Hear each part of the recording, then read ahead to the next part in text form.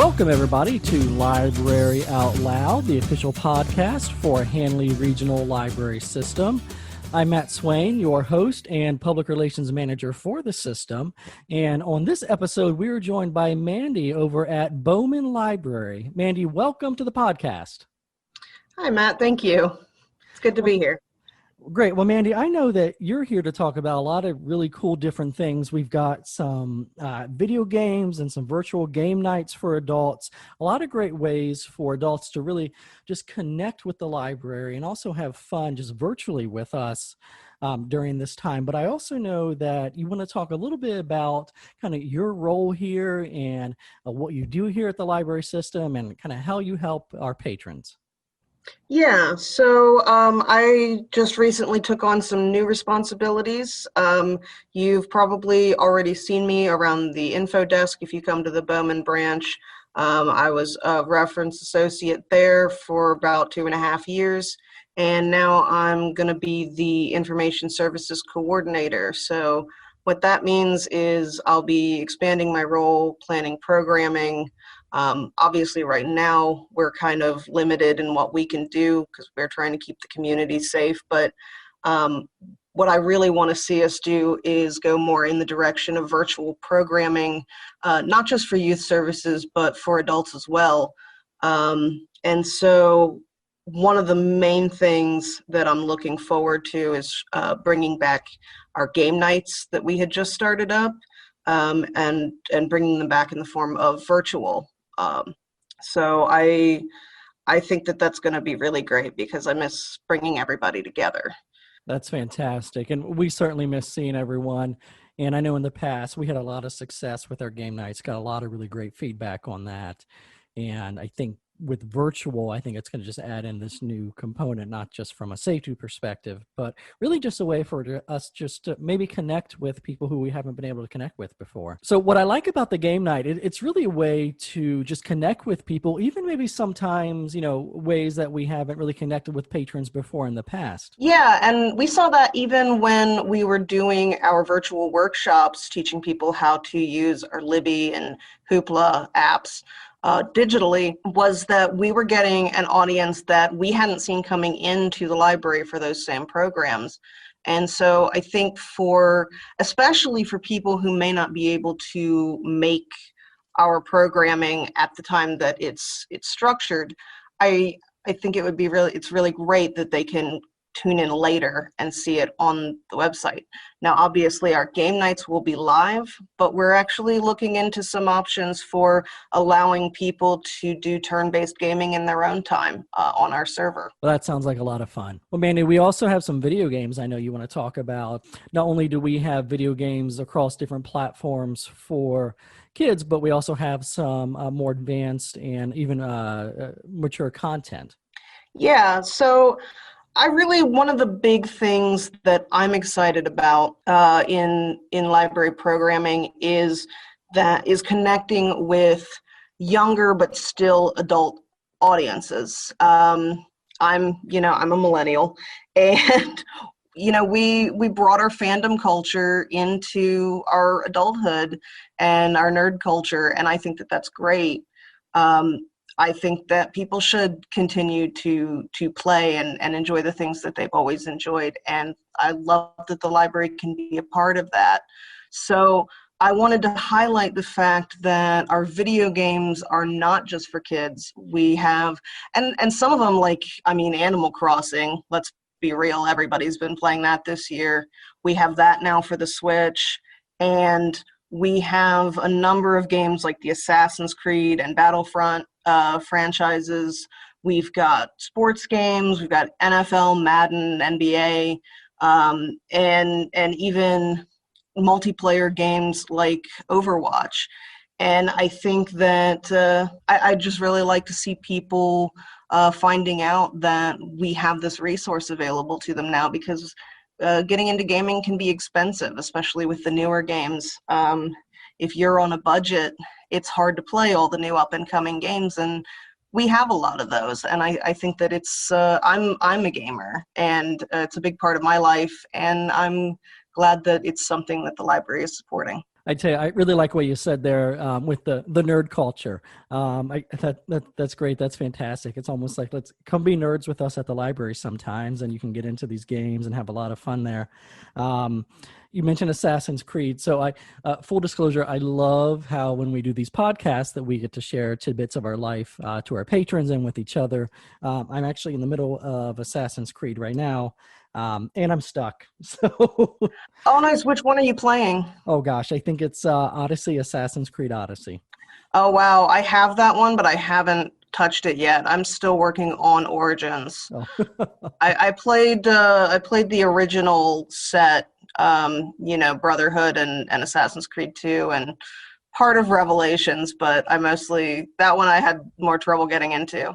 But Odyssey looks amazing. yeah, that's fantastic. I know, and I love the fact that these games they're free all here at the library. And my daughter, we bought her a Switch, and at the time we didn't have any games with it when we first gave it to her. And obviously she can download some games and things like that. But it was so great to be able to just drive a couple minutes up to Bowman Library, and she was able to check out a couple games for the Switch and really enjoy it. And we didn't have to pay for it. It was amazing.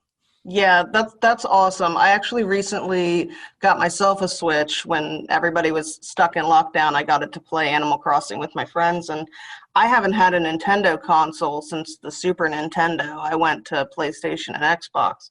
So I didn't really know which things in the Nintendo ecosystem I would like, and it's been really nice to just sample things and find out what I'm into here at the library without investing a lot of money. So let's jump forward to more details around the virtual game night. That sounds like a lot of fun. How do our patrons kind of connect to that, stay in the know, and then kind of what are some things they need to kind of be aware of around that? Okay, yeah, so we are hoping to launch that in January. Right now I'm shooting for the end of January. It may go into February, but the best thing to be doing is to keep an eye on our Facebook and our library calendar, which you can reach through our website. Once we are ready to go with it, we're actually the staff, I'm really excited. We're working on getting everything together for some of the staff to come together and play a couple games so we can see how our new Board Game Arena account works. And what Board Game Arena does, a lot of libraries have been using that. It allows everybody to connect from wherever they are to this website, which sets up a virtual board game. And we'll be using a Discord server so that we can all be talking and having fun just like we were here, and everybody can play the same game together. And so it's not just, playing a game through the library, it's actually playing a game with the library and with the community. So we're still learning how that's going to work. And as soon as we're ready to launch that, I will actually be posting a blog that's going to let everybody know how they can connect with that, how they can connect with our Discord server.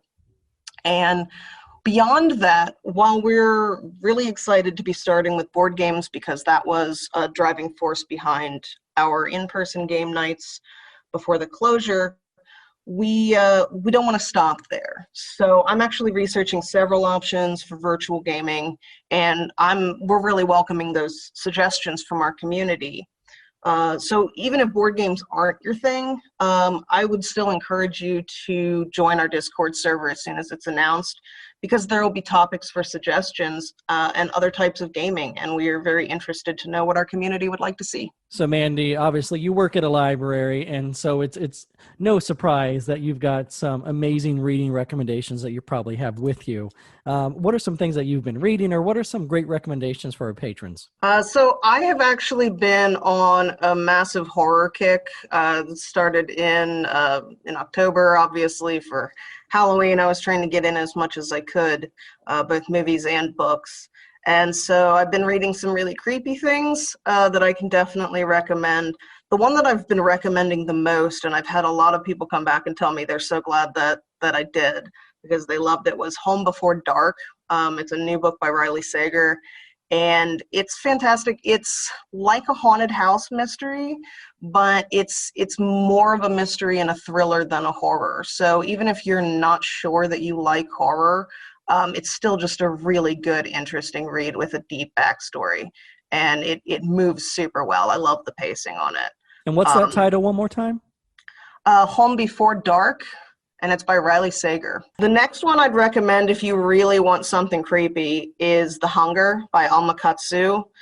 That one is also pretty new, and while it's a fictional reimagining of the Donner Party, so it can get pretty intense at points, but it's also really interesting because they took the opportunity to also do a kind of a psychological study of the culture and personalities of that party and the time period.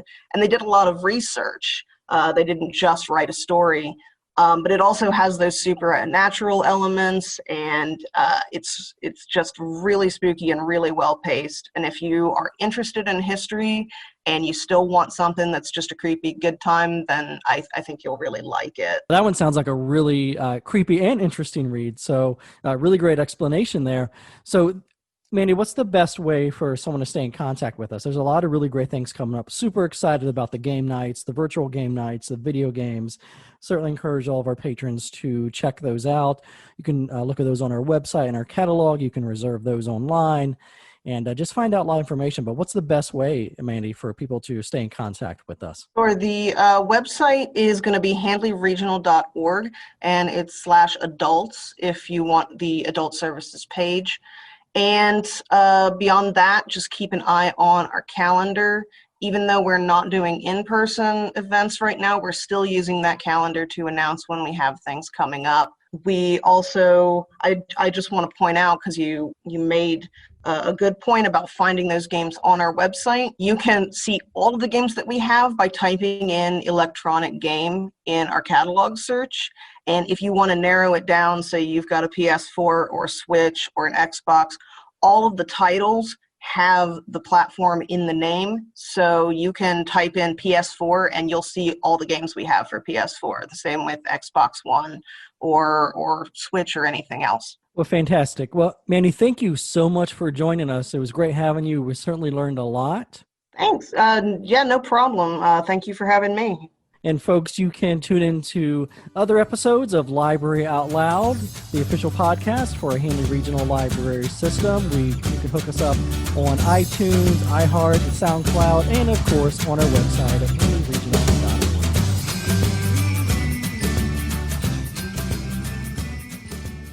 Hi, this is Mandy at Bowman Library with the Handley Regional Library System. Did you know that comic books aren't just for kids? We have graphic novels for adults too. You looking for a reason to take one home? How about 20? We've recently upped our checkout limit to 20 adult graphic novels. So stop by one of our branches or search graphic novels on handleyregional.org and reserve online to start your next adventure today.